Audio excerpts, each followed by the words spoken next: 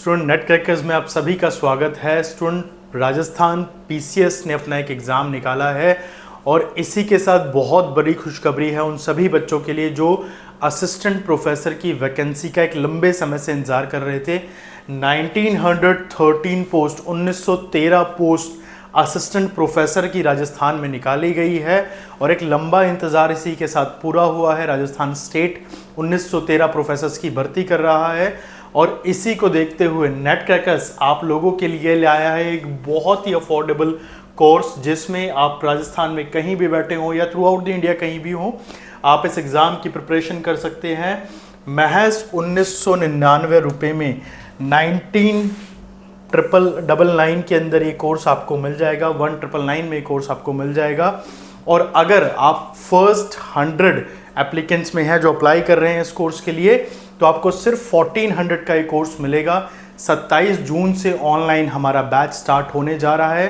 तो अगर आप भी चाहते हैं कि आने वाले समय में आप असिस्टेंट प्रोफेसर बने तो हमारा एक कोर्स आप ज्वाइन कर सकते हैं। राजस्थान पीसीएस ने एक बहुत बड़ी अपॉर्चुनिटी बच्चों को दी है बहुत लंबे समय के साथ बाद ही। स्टूडेंट साथ ही इसमें एक और बात हो कि इस कोर्स के बेनिफिट्स आपको क्या होंगे। लाइव प्लस रिकॉर्डेड क्लासेस आपको यहाँ मिलेंगी टॉपिक्स के ऊपर, पेपर 1 और पेपर 2 दोनों के ऊपर।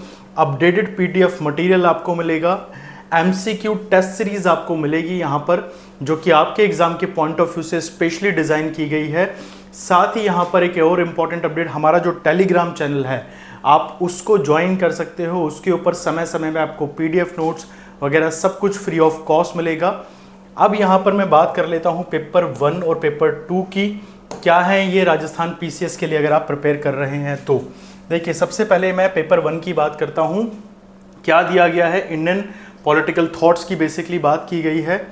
इंडियन पॉलिटिकल थॉट में क्या है, बहुत बेसिक कॉन्सेप्ट्स को हमें डिस्कस करना है जो नॉर्मली आपने अपनी ग्रेजुएशन में पढ़ा है।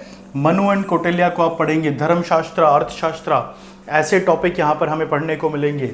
इसके बाद आती है traditional approach, non violence Buddhism में क्या है और जैनिज्म के अंदर नॉन वायलेंस क्या होता है। ठीक है, हम हमेशा से सुनते आए ना, जब भी हम नॉन वायलेंस सुनते हैं, अहिंसा की बात होती है तो सिर्फ गांधी जी का नाम आता है, ऐसा नहीं है, थ्योरी बहुत पुरानी है। तो बुद्धिज्म के अंदर क्या है, जैनिज्म के अंदर क्या है उसको पढ़ेंगे। साथ ही मध्यकालीन भारत, मिडिवल इंडिया में स्टेट ऑफ नेचर क्या था, कैसा रहा मध्यकालीन भारत में state of nature.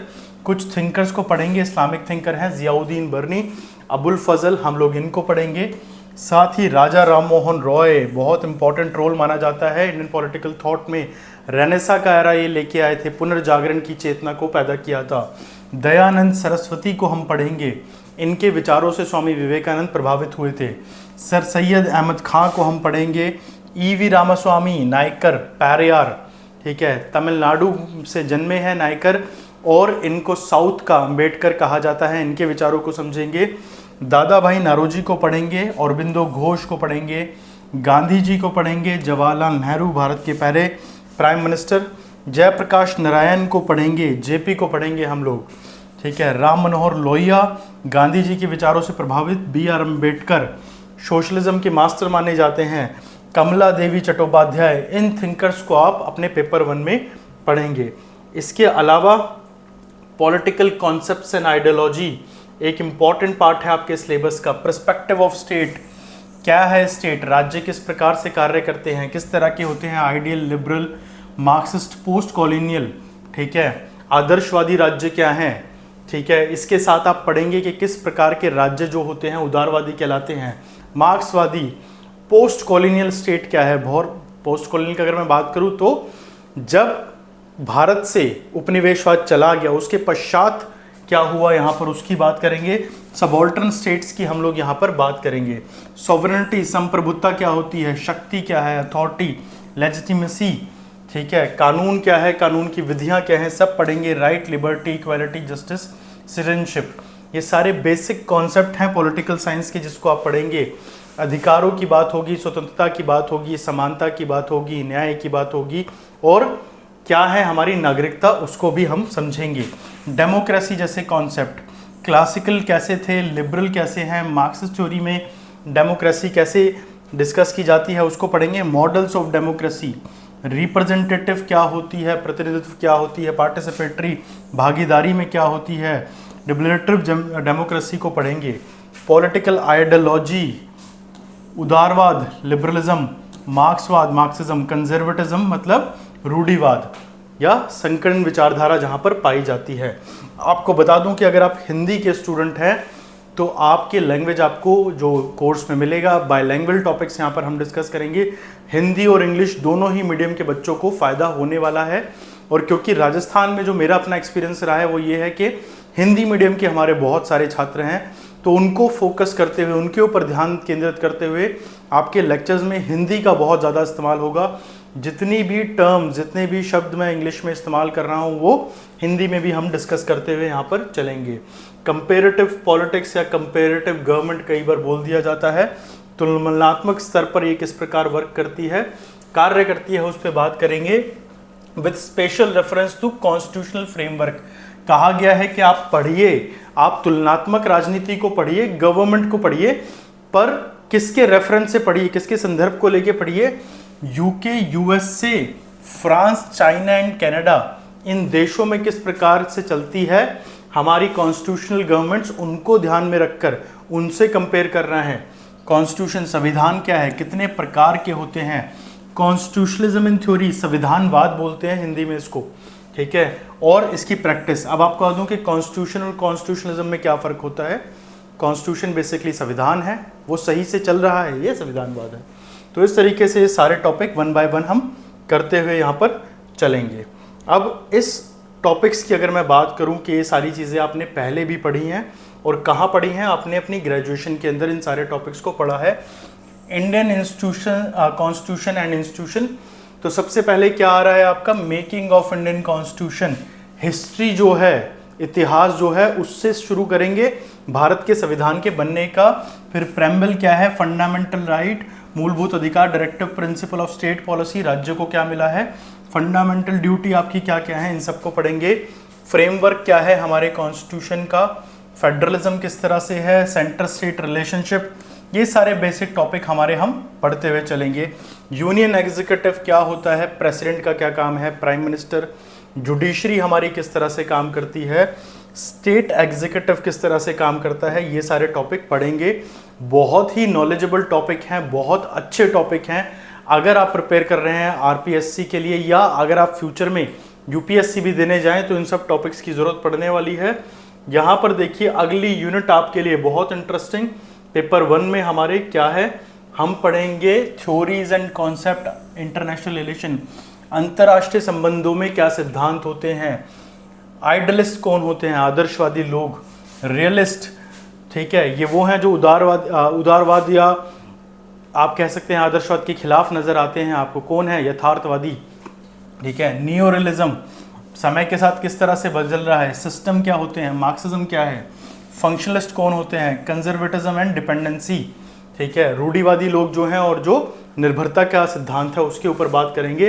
Approaches, decision making, कोई भी निर्णय लेना, गेम थ्योरी को हम डिस्कस करेंगे। कम्युनिकेशन एंड बार्गेनिंग, ये क्या रोल प्ले करती है अंतर्राष्ट्रीय संबंधों में, बार्गेनिंग को आप मोल भाव करना कहते हैं कई बार, ठीक है। कॉन्सेप्ट्स पे आ जाइए, बहुत इंपॉर्टेंट हिस्सा, national power and it's element, किसी भी राष्ट्र की शक्ति क्या है और उसके क्या क्या तत्व होते हैं, आर्थिक हो सकते हैं, ठीक है, या फिर उसके जोग्राफिकल हो सकते हैं, भूगर्भ किस तरह से कहाँ पर उसकी परिस्थिति है, कहाँ स्थित है राज्य, बहुत सारी चीज़ें हो सकती हैं। राष्ट्रीय नेशनल इंटरेस्ट क्या है, ठीक है, उसको समझेंगे। बैलेंस ऑफ पावर क्या होता है, कलेक्टिव सिक्योरिटी क्या है, इस तरह के टॉपिक्स आप देखिए। आर्म्स रेस, एमर्जिंग कॉन्सेप्ट्स जो नए नए आ रहे हैं, मल्टीकल्चरिज्म, बहुसंस्कृतिवाद, बहुत इंपॉर्टेंट कॉन्सेप्ट है, बहुत समझने के हिसाब से भी बहुत अच्छा है। ग्रीन पॉलिटिक्स, ठीक है, रीजनलिज्म, इस तरह के टॉपिक जो हैं ये लेटेस्टली इन्वॉल्व टॉपिक हैं, आपकी नॉलेज के पॉइंट ऑफ व्यू से भी बहुत ज़रूरी होने वाले हैं इन फ्यूचर अगर आप कोई भी कॉम्पिटिटिव एग्जाम देने जाते हैं। मार्किंग स्कीम इसकी पढ़ लेते हैं, एग्जाम की क्या रहेगी। ऑब्जेक्टिव टाइप पेपर है हमारा, मैक्सिमम मार्क्स 75 हैं, नंबर ऑफ क्वेश्चन 150 रहेंगे, इसमें ड्यूरेशन ऑफ पेपर 3 घंटे का रहेगा, ठीक है। बायलैंग्वेज होगा, मीडियम कैसा होगा, bilingual, in English and in Hindi दोनों में होगा। और सबसे important, there will be no negative, there will be negative marking, sorry there will be a negative marking. हर पेपर में नेगेटिव मार्किंग ज़्यादातर अब होने लगी है, शायद अब तक नेट ही बचा हुआ है, बाकी मोस्टली में होती है। ये ऐसा होता है कि अगर आप 4 क्वेश्चन करके आ रहे हैं और उसमें से 4 में से अगर 3 गलत हैं तो आपका जो एक सही क्वेश्चन है वो भी खत्म यहाँ पर हो जाएगा। अब इसके बाद चलते हैं हमारे पेपर 2 के ऊपर। पेपर 2 का जो हमारा सिलेबस है उसके ऊपर चलते हैं। और पेपर 2 का सिलेबस हमारा क्या है, अगेन ये इंपॉर्टेंट टॉपिक्स को कवर अप कर रहा है। अब पेपर 1 और 2 कभी भी आप सिलेबस को देखेंगे तो फ़र्क ये आता है कि कुछ यूनिट का पार्ट जो पेपर 2 में डाला गया है वो पेपर 1 में नहीं होता। यहाँ पे जैसे आप देखेंगे कि आप काफ़ी हद तक जो चीज़ें देखेंगे वो जुड़ी हुई हैं एडमिनिस्ट्रेशन के साथ। Evolution and development of Indian public administration, Bharat में पब्लिक एडमिनिस्ट्रेशन लोक प्रशासन के जन्म के ऊपर बात हो रही है। कैसे शुरुआत हुई, कौटिल्य का भी जिक्र है। मैंने भी रिसेंटली कुछ वीडियोस में डिस्कस किया था, तो अर्थशास्त्र में कौटिल्य किस तरह से किंग को सलाह देते हैं राजा बनने की, चाणक्य नीति में भी ये बात होती है। ब्रिटिश लेजेसी, जब ब्रिटिशर्स भारत रहे थे उस टाइम क्या हुआ, कॉन्स्टिट्यूशन का framework, parliamentary democracy, federalism, silent feature of Indian administration. अब ये फेडरलिज्म जो है ये है आपकी जब स्टेट और सेंटर के रिलेशन पे बात है। Union government and administration, president, prime minister, वही जो हमने पीछे देखा एग्जीक्यूटिव हमारा, ठीक है, थोड़े बड़े लेवल पे पढ़ेंगे। Centre secretariat, cabinet secretariat, prime minister's office, PMO, बहुत इंपॉर्टेंट हमारे लिए समझना, ठीक है। कैबिनेट कमिटीज का क्या रोल होता है। इसके अलावा insurance regulatory and development authority, ठीक है, इसको IRDA बोलते हैं बेसिकली, ठीक है। इसके बाद आता है टेलीकॉम, ओके IRDA वो आ गया, telecom regulatory authority of India, union state relation, legislative and administrative and financial.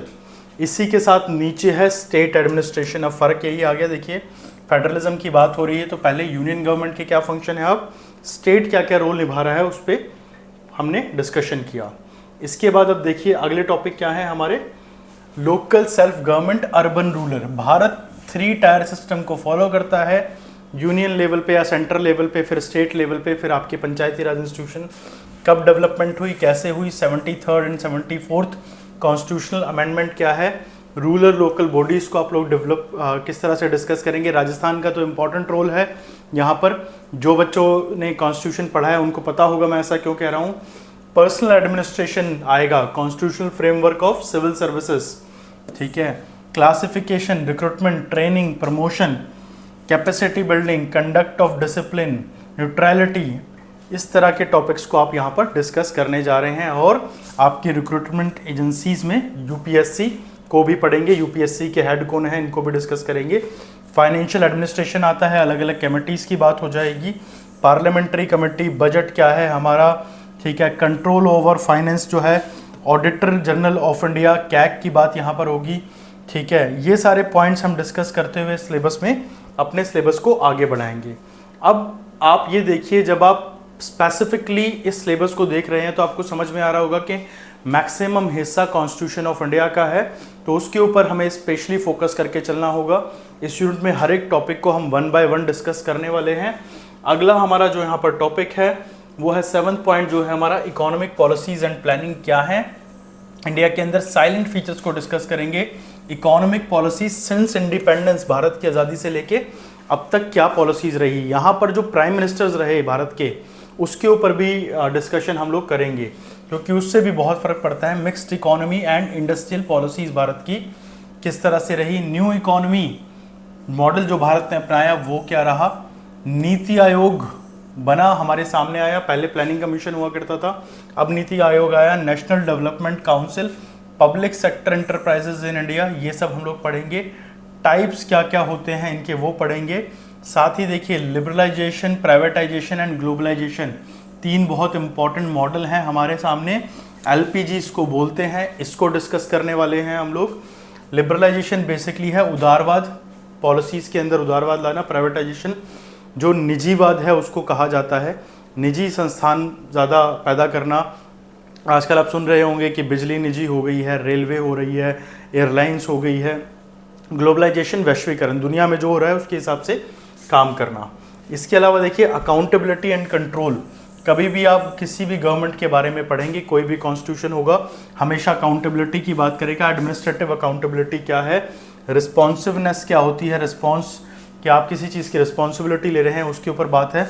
Legislative, executive and judicial control क्या है एडमिनिस्ट्रेशन पे, लोकपाल, लोकायुक्त, इसकी डिमांड करके ही अरविंद केजरीवाल जी सत्ता में आए थे। लोकपाल, लोकायुक्त, हमें याद ही होगा वो एक बहुत लंबी सी फाइट दिल्ली में चली थी, अनशन हुआ था बहुत लंबे समय का, वहाँ से एक लीडर हमारे सामने आए। जन सुनवाई बहुत इंपॉर्टेंट हो गई है आजकल। तो अब इसके बाद देखिए लास्ट हमारा यहाँ पे जो टॉपिक है वो है इशू इन इंडियन एडमिनिस्ट्रेशन, क्या प्रॉब्लम्स झेली जा रही हैं मिनिस्टर सिविल सर्वेंट्स का जो रिलेशन है उसको लेके। कई बार बात होती है कि हमारा सिविल सर्विसेज का जो ढांचा है उसके ऊपर बहुत बार विचार हो चुका है और उसी को लेके ये सारे टॉपिक्स यहाँ पर है। देखिए साइबर क्राइम जैसे इश्यूज़ को यहाँ पर डिस्कस किया गया है, ठीक है, और सिटीजन चार्टर यहाँ पर हमारे सामने आ गया है। राइट टू इंफॉर्मेशन, RTI इसको आप बोलते हैं, रोल ऑफ सिविल सोसाइटी क्या है, इस पे बात हो रही है। और इसके बाद हमारा आता है लास्ट टॉपिक, टॉपिक नंबर 10, जो कि है सोशल एडमिनिस्ट्रेशन, सोशल वेलफेयर क्या चल रहा है, स्कीम्स आप सुनते हैं, social justice, social changes, welfare board centre and state के अलग अलग, major sectors, education and health, role of non governmental organisation, NGOs बोलते हैं आप इसको, इनका क्या रोल है, सेल्फ हेल्प ग्रुप जो हैं, ठीक है, इनकी बात होती है, socio economic development, reservation policy जो अलग अलग लेवल पे दी जाती है भारत की तरफ से। अब साथ ही एग्जाम की स्कीम को भी देख लेते हैं क्या है। ऑब्जेक्टिव टाइप पेपर होगा, मैक्सिमम मार्क्स जो हैं 75 हैं, नंबर ऑफ क्वेश्चंस 150 आपके पास रहेंगे, 3 घंटे का टाइम रहेगा आपके पास, और बायलैंग्वेज होगा, हिंदी और इंग्लिश दोनों में होगा। ऑफ कोर्स नेगेटिव मार्किंग यहाँ पर भी है। तो स्टूडेंट ये था RPSC का पॉलिटिकल साइंस का सिलेबस जिसको हम डिस्कस करने वाले हैं आने वाले बैच के अंदर। आप जल्दी से इस बैच को ज्वाइन कीजिए, हमारे साथ जुड़िए और अपने एग्ज़ाम को क्वालिफाई कीजिए। बाकी किसी भी इंफॉर्मेशन के लिए नीचे दिए गए नंबर पे आप हमें कॉल या मैसेजेस कर सकते हैं। धन्यवाद दोस्तों।